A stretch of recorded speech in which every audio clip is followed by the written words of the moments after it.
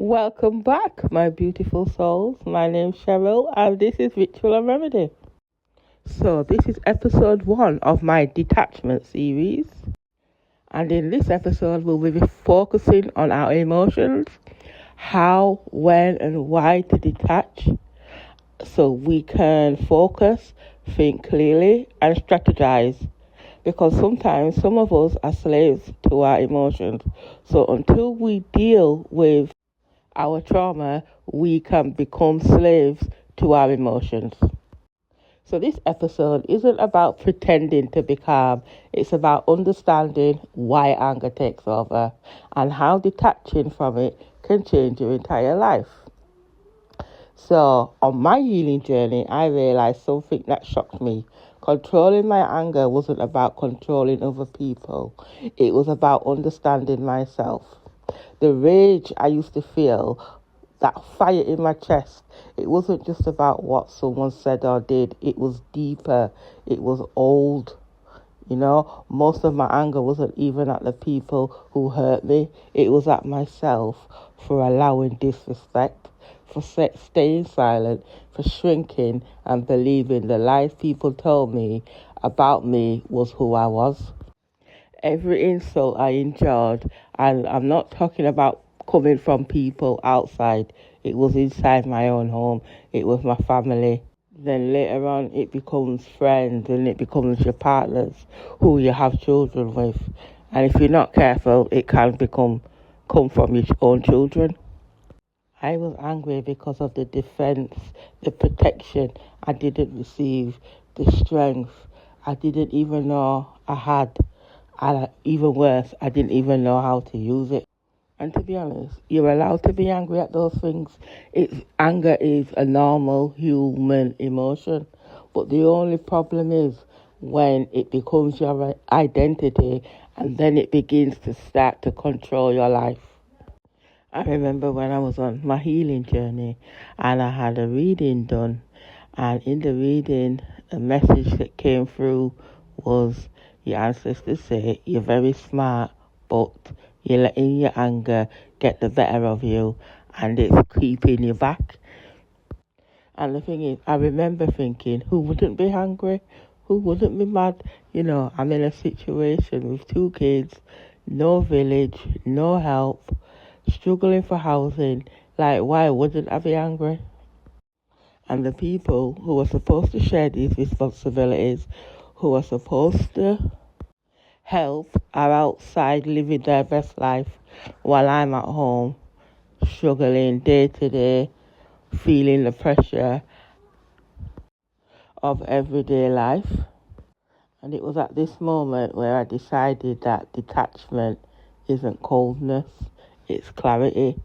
It was a time when I says I can feel something without becoming it. Our emotions are so powerful. It was at this time that I learned how powerful our emotions are. They're so powerful that other people that are toxic will feed off of it. They thrive in chaos.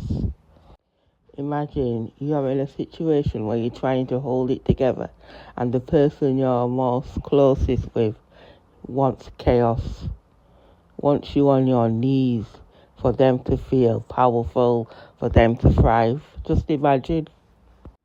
When I started healing and figuring out what was triggering me, what makes me feel triggered, that's when everything started to shift. It was like I could see everybody's game plan rolling out or playing out right in front of my eyes. So, for example, my son's dad, when my son was much younger, coming up to 1 year old, we'd make arrangements. So he'd say, right, I'm going to pick him up this day, bring him back such and such time or such and such day, and I'll be fine. And what I realised is, this is what he'll do. He would either not show up, come way past the time, or take him and bring him back an hour or 2 later, instead of keeping him overnight, stuff like that.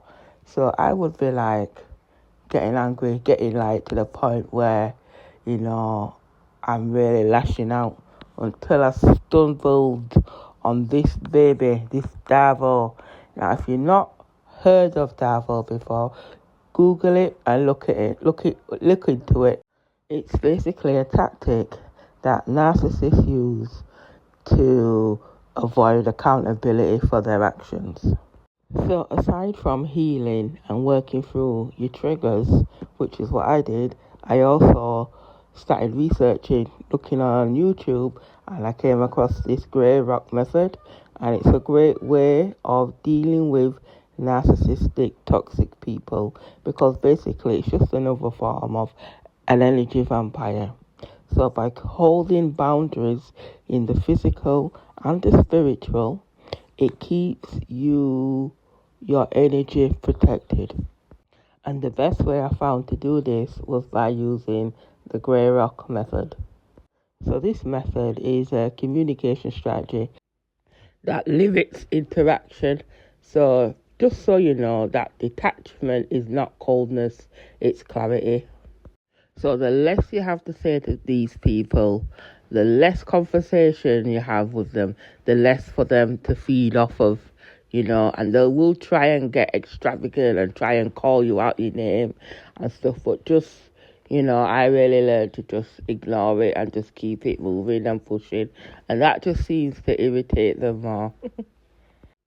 And it's funny because I remember a few years ago having a disagreement with a family member, and I knew I was in the right. I was in the right, and I knew what I was saying was right. And everybody was looking at me like, they either looked at me like I was stupid, or they didn't want to say anything, they just didn't want to get involved.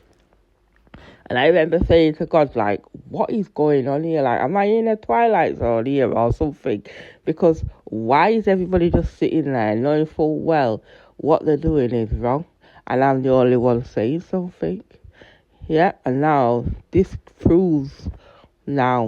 method proves to me why people are generally cowards, and they assimilate and conform, and they just want a peaceful life. But I don't get how you can think you can have a peaceful life while someone's out there being a terrorist. And just to prove my point even further, the more I've been doing this, the more I've realized just how immature, how weak-minded, how stupid people can be. But it no longer upsets me because the way I've been spiritually protected, the way doors have opened for me, jobs have opened up for me, money's come to me.